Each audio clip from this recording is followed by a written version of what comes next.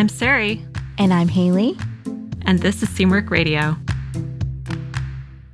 Welcome back to Seamwork Radio, where we share practical ideas for building a creative process so you can sew with intention and joy. Today, we're talking about why the clothes we sew sometimes end up unworn in our closets and what we can do about it. We'll cover the 5 most common reasons handmade garments don't get the wear they deserve and share practical strategies for making design decisions that lead to pieces you'll reach for again and again. All right, our question to open us up today, Haley. Tell me about a time when you sewed something you were really excited about but ended up never wearing it. So what happened? Okay. I made a rep jacket about maybe just over a year ago, and it was like a drab kind of green color, which I like. I think it's like very classic, never goes out of style. And I thought I was going to do like a cool design detail and do some like denim gold top stitching. Mm-hmm. And it looked good, like isolated when I did my test swatch. I was like, that looks really nice. The like colors mesh well together. It's subtle. And then when I finished it and I tried it on, I think there was 2 things at play. I wish that I would have chosen a fabric that was a little bit heavier. Mm-hmm. I chose a twill, and some twills can have that like almost slight sheen to them that you like in some lights you can't tell, but in some you can. Yeah. And that coupled with the gold top stitching, I felt like a leprechaun every time I put it on. A leprechaun. Long story short, I felt like a leprechaun. And wait, what specifically about it made it leprechaun? Gold and green. Felt very leprechaun. I think also like the fit, I wish that I chose my size according to the size chart. I feel like for me, it would have been maybe less leprechaun-y if it was more, the fabric had more body and it was like a little bit bigger. Mm-hmm. I felt like a leprechaun every time I put it on. I tried a few times. I'm like, maybe it's the styling. I tried different. No. I think that once I had it in my head that I looked like a leprechaun. You couldn't get it out. I couldn't get it out. And so I gave it away. I was like, someone else, with less physical characteristics of a leprechaun. That's not how I would describe you, leprechaun-esque. Thank you. But I felt really self-conscious about it. Oh, well, that's a new one. I wonder what kind of mythical creature I resemble that I need to avoid now. I will think on that. Well, for me, I was thinking about this, and this one that came to mind is not something that I never wore, but it's something that I made and I really liked, and then now I never wear it, which is I made a Benning dress. I've worn it in YouTube videos many times, and it's like a cornflower blue seersucker. Mm-hmm. And it's very pretty. I really like the color, that cornflower blue color. I think it's really beautiful. But I realized that I don't really enjoy wearing that bright blue color on me for some reason. Mm-hmm. I think it just doesn't go with other things that I have in my closet, and I just feel very kind of bright in it. I don't know. Something about it just doesn't resonate with me. And then the other thing is I've kind of realized that I'm not as comfortable in things that are billowy and are made up in a fabric that has body, and that seersucker is more of a stiff seersucker, so it does have quite a bit of body. And I just feel kind of I don't know, it doesn't really do it for me shape-wise anymore. Yeah. And I think I've become a lot more picky about the precise silhouette that I wear. Mm-hmm. So I don't wear it anymore. I still have it because I think it's really cute, and it's in my closet. And sometimes I look at it when I open my closet and think maybe I should wear it. I don't know. Or maybe turn it into a skirt or something else. But it's one of those things where, it worked for me for a while, and now it's kind of not my thing anymore. I could see it being a really cute skirt. Yeah. But even with skirts, I'm not into billowy, fluffy skirts. Yeah. I like things that are a little bit more sleek now. Well, it was a good icebreaker for this episode. And if you have a question for us that we could use as an icebreaker, we would love to hear it. You can leave it in a 5-star review on Apple Podcasts. and we'll answer it in a future episode. Or if you want to leave it in a comment on Spotify, we will see it there as well. All right, so let's get to our topic for today. So I have several garments hanging in my closet right now that I've sewn within the last year that I've only worn maybe once or twice. And it's not because they don't fit or because there's anything technically wrong with them. But, the truth is I get really excited about an idea or a fabric or a pattern, and I'll jump into making it without really thinking through whether it would work for my actual life. So the more I plan my projects out, I feel like the less this happens. But when I, have these spontaneous projects or I come across a fabric that I just can't resist, that's when this is more likely to happen. Like I made this beautiful silk wrap dress last spring, and it was really pretty. The construction was lovely. The fit was really great. I felt really proud of it. But the thing is that I work from home and I just spend my days, in video calls, yes, but I also spend a lot of time just in the garden with my hands in the dirt, and I have cats and dogs, and I live in the country. It's really muddy most of the time. And so a delicate silk dress just doesn't make sense for how I actually live. So it's a beautiful dress, but it just hangs there. And I think this is something that a lot of us struggle with because we'll see a gorgeous garment online or we fall in love with a fabric and we get so caught up in the excitement of making it that we forget to ask ourselves the most important question, which is, will I actually wear this? So the good news is that once you start to recognize these patterns, you can start making different choices and making more intentional choices. And those choices can lead to a closet full of things that you actually love to wear. So, Haley, does this happen to you? Do you make things that just end up sitting in your closet very often? Yeah, I think that I do the same thing that you described, where I can sometimes make things for a life that I once lived and no longer Yes, live. exactly. That's exactly what I do. And, I feel like over the last decade, there's been like many shifts in my life that have moved me away from that. And there's elements of that I can still incorporate and I still like visually like. But those tend to be the things that just like hang in my closet, are just like the impractical things. Yeah. Do you think that you've gotten better at recognizing these things before you start sewing?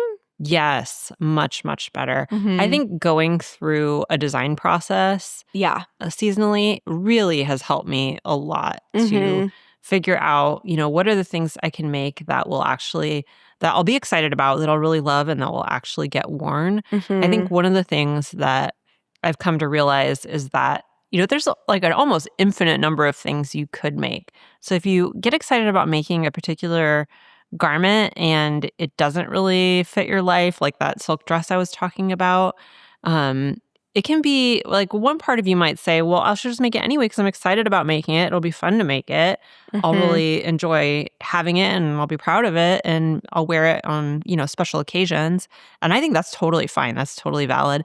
But when you realize that you could make that, but you could also make this other thing that you would love equally and also get some wear out of in your life, then you can make a more informed decision about it. Yeah. So I feel like that's one of the things that going through the design your wardrobe process over time has really helped me to realize that it's all about those decisions, those choices. Yeah. And you have tons of choices. So I personally prefer to choose to make things that I will actually wear. Not everybody might feel that way, but that's kind of how I feel about it. Yeah. So I do feel like that's really helped me. What about you? I've definitely gotten better. I think the place where I still get stuck is when I sew things for an occasion. Because I love sewing for an occasion. Me too. It's so fun. I know. So I think that my mindset before had been, okay, I'm going to make something for this occasion. It'll be super classic and I'll want to wear it for future similar occasions, which like is not like bad reasoning. But then another event comes up and I'm like, well, I want to sew something new. Yeah. It's fun. So what I'm trying to do now instead pick things that maybe aren't necessarily occasion specific. So something that could be worn for an occasion but could be like styled a very different way. Yeah. Or separates for occasions, so that like if I really want to wear like I could make like a really cute black mini skirt for a cocktail party, and I can style it with like a cashmere sweater and like a cute brooch, and it's fancy, but I could also wear it with a denim button up. And it's for my everyday life as well. So I'm trying to take a little bit different approach, and that's really been helping me. Yeah, definitely. We had a whole episode about this, about Yeah. sewing special occasion things that you can wear afterwards. So if you guys want to listen to that one was really good. That was fun. I really took the advice to heart. Clearly. Well, let's get into some of these tips. So I will kick us off with one of the reasons you may not be getting wear out of the things that you're making is that it's just not comfortable. This is probably, I think, the number one reason I see people not wearing things that they've sewn. You can make the most beautiful garment in the world, but if it does not feel good to put on, then you're just not going to reach for it. I find for me too that it like defeats the purpose of like, I want to feel pretty. I want to feel cute. Even if I look in the mirror and the image is good, I like it, I'm not going to feel that way if I don't feel comfortable in it. That's so true. So I really like try to remind myself of that. So comfort issues can be like so many different things. It can be a fabric that's like just not a good sensory experience for you. It's scratchy or it's stiff. A waistband that digs in. You got to always do a sit test when you do make a mock-up of things. Necklines that feel too tight, or the opposite if it's like feels too revealing and you don't feel, comfortable with that either. Sleeves that restrict your movement, seams that rub in the wrong place. These are all like comfort issues that can really impair you from wanting to wear the garment. The thing is that we don't often discover these comfort issues until after we finish the garment and worn it for a few hours. So here are some tips for designing with comfort in mind. One, pay attention to what you already wear and why. So what are your most worn garments and what makes them comfortable? Do you always reach for elastic waistband things or maybe loose necklines or soft knits? You can use this information to guide your pattern and fabric choices. I think that this is really great for an often overlooked thing is how much ease is in something. Go and measure your favorite pair of pants and see how much ease is in the waistband. See how much ease is in the hip. And this can give you a lot of really good information. Think about your sensory preferences. Some people just cannot stand anything tight around their neck. Some people hate waistbands. They prefer a facing. Some people are really sensitive to like certain types of fabric, like wool is a no-go for them. There's no right or wrong. It's just kind of knowing what works for you. Making a muslin or a wearable toile for new silhouettes can also be really helpful, especially if you're trying something really different from what you normally wear. You can wear it around the house for a few hours. Notice where it feels restrictive or uncomfortable, and then make any adjustments that you need before cutting into your good fabric, or just recognizing that maybe it's a silhouette or a fit that just is not for you, and that's okay. And then lastly, consider the season and your activities. Like a turtleneck might seem like a great idea until you realize that you're going to be wearing it in heated indoor spaces. Or a structured blazer might look amazing, but feel like too stiff for your everyday life. That's a great one. All right. Well, the next one it's kind of related actually to your last point, Haley, which is it doesn't match your life. That's another big reason. So this one is close to my heart because this is one that I continue to make this mistake all the time. That dress that I was talking about earlier is kind of an example of that.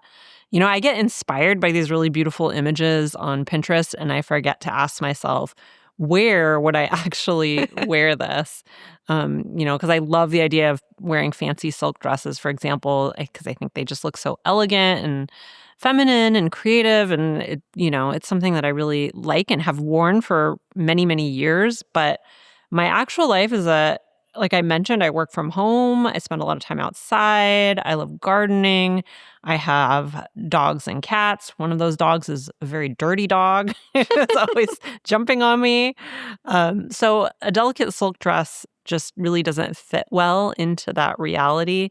And it's not that I could never wear it. Maybe I'd wear it to a nice dinner or an event, but those occasions are pretty rare for me. So if I make something like that, it's going to sit in my closet most of the time.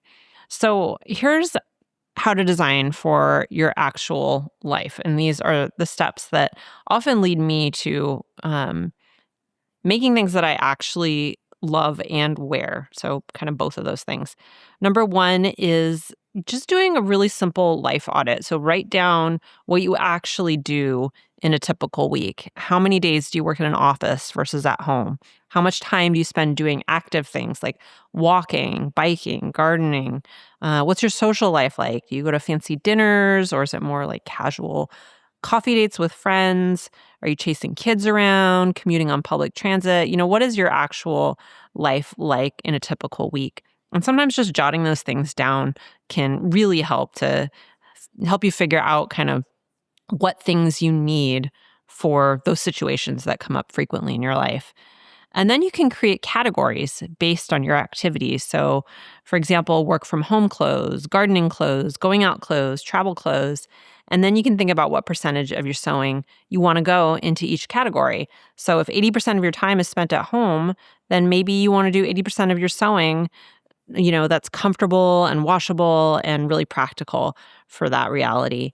And just be honest about aspirational versus actual. So I think we all have this version of ourselves that we think we want to be. And maybe you imagine yourself wearing tailored blazers every day. But if you're actually someone who lives in soft knits and elastic waists, that's totally okay. I think it's really important to sew for who you are and not just who you think you should be. I think that's something that the Design Your Wardrobe process has really helped me to uncover, is kind of figuring out almost like that middle ground of who I am right now, what my life circumstances are, and what's the kind of maybe slightly elevated version of that I can create that's still really, really wearable and fits in with my life. And then think about the care requirements. So if you hate ironing, maybe skip the linen button-up shirts, for example. Or if you need to throw things in the washer and dryer, choose fabrics that can actually handle that. And, the most beautiful garment in the world won't get worn if it requires care that you're not willing to give it. Those are all great tips that I should take some of. I just wore a linen shirt recently and I was like, I should iron this.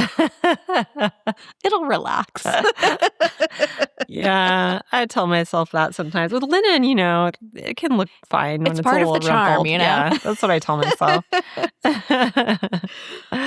The third reason that you may not get as much wear out of something is the fabric. And it isn't great. This one can be really frustrating because sometimes you don't realize the fabric is a problem until after you've sewn it. Yeah. Maybe it's a synthetic blend that you got on sale and it looked fine on the bolt, but then in garment form wasn't so great. You wear it and you realize it makes you sweat, or it pills after one wash, or just doesn't feel good. Or maybe the fabric is totally fine, but it doesn't work with the pattern. I've definitely done this before, like using a really drapey rayon for a structured jacket, or a stiff cotton for a garment that needs to flow. Sometimes breaking the rules can work, but sometimes it just doesn't.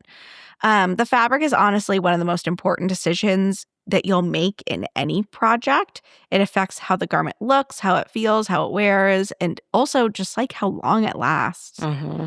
So here are some tips for choosing better fabrics. Number one, invest in better quality fabrics, but buy less.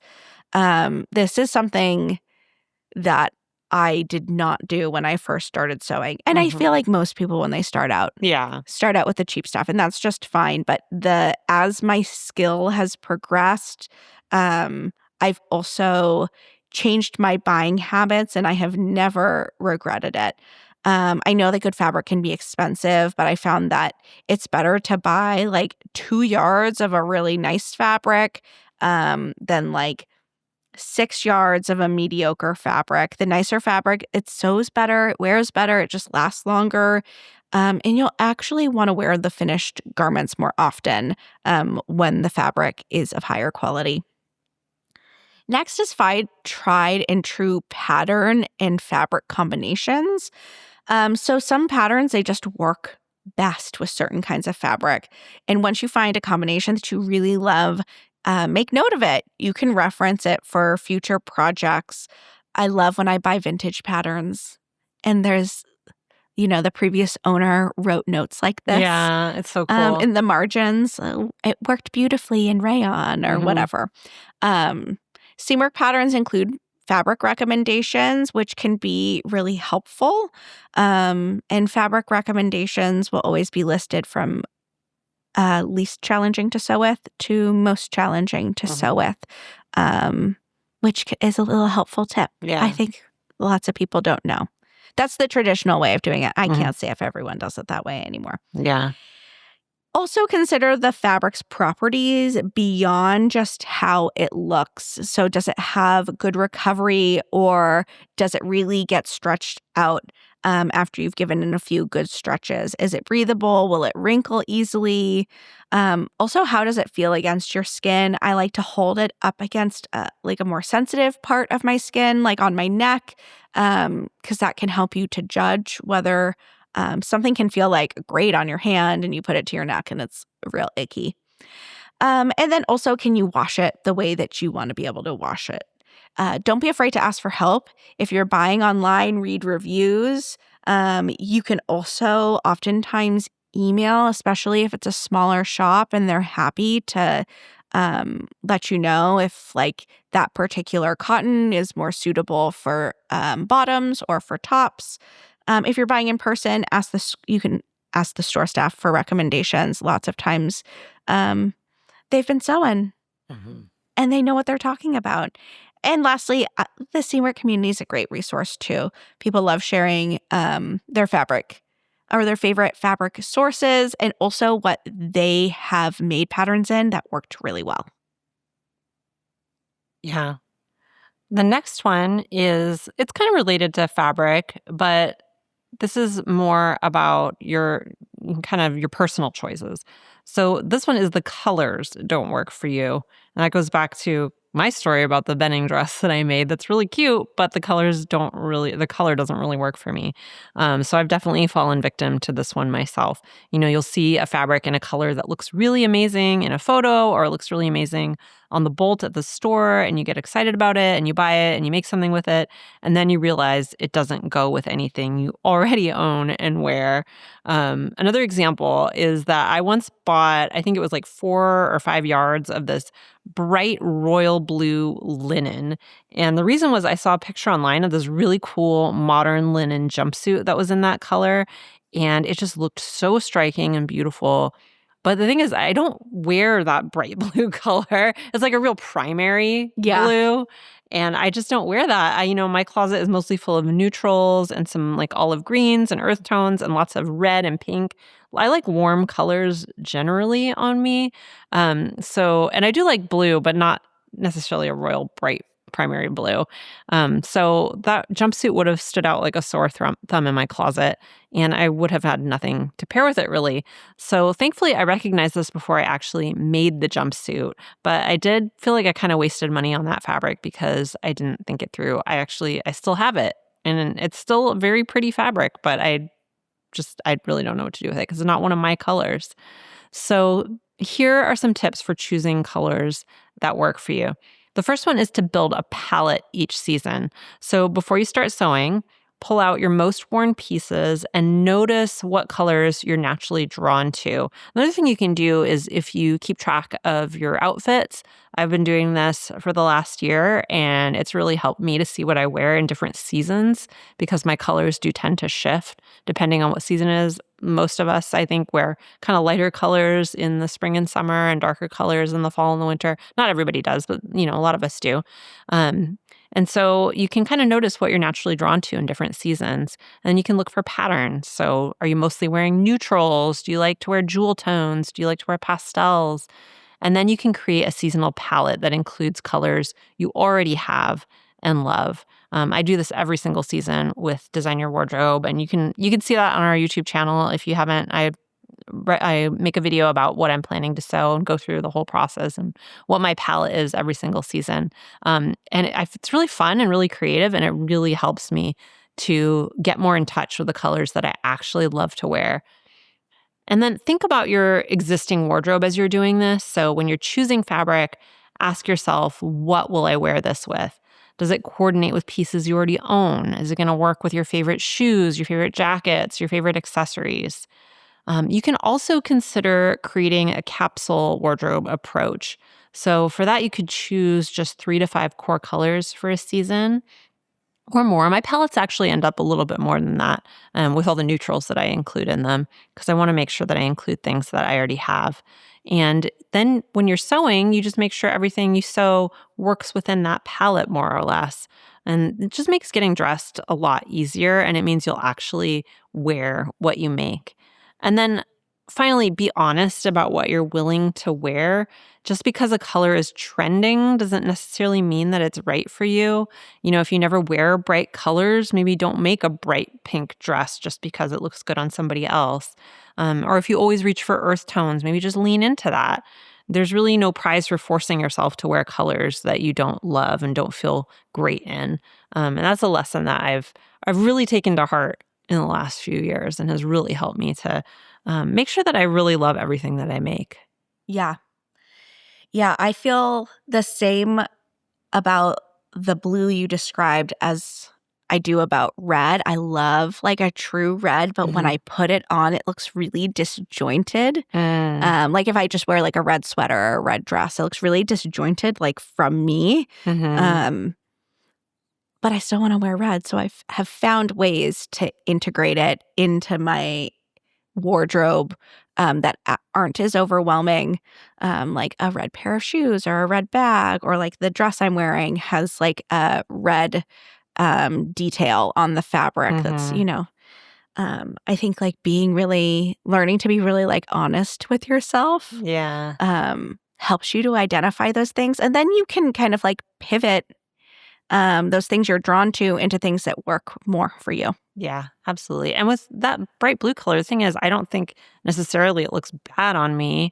It might look fine on me. It might look great on me, but I don't inhibit myself that way. It's more just like, is it my style really? Does it go with other things I have? Does it really, does it make me feel like it represents my identity, who I am? And those bright colors, I don't know, they just don't feel like me. Yeah, totally. I could see you in like a scarf. Yeah. Maybe a scarf. Not a head to toe moment.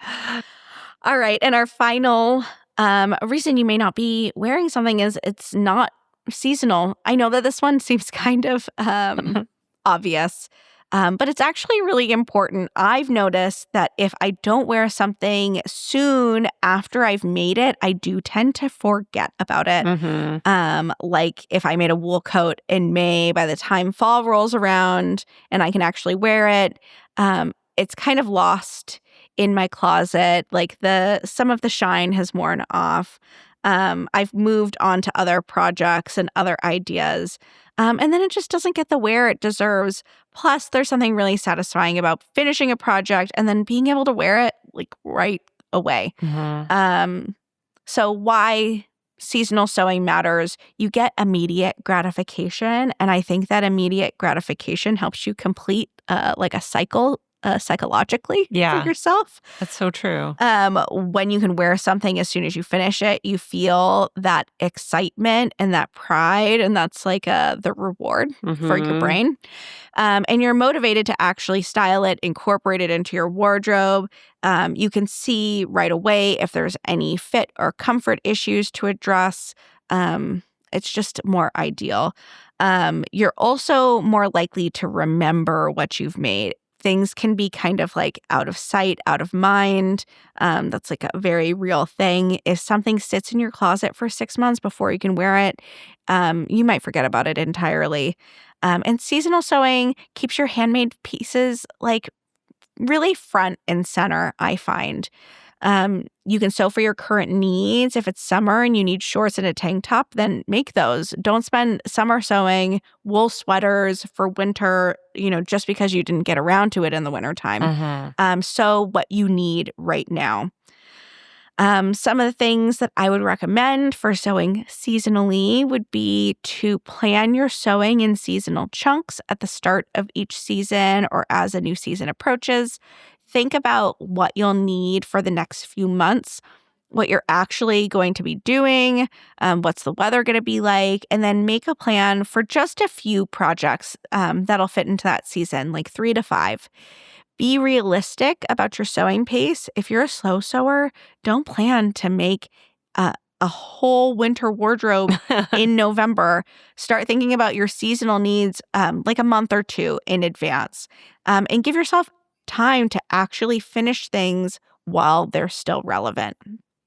Or plan smaller. If you're slow, maybe just do a couple projects. Yeah. That tends to be my cadence these days.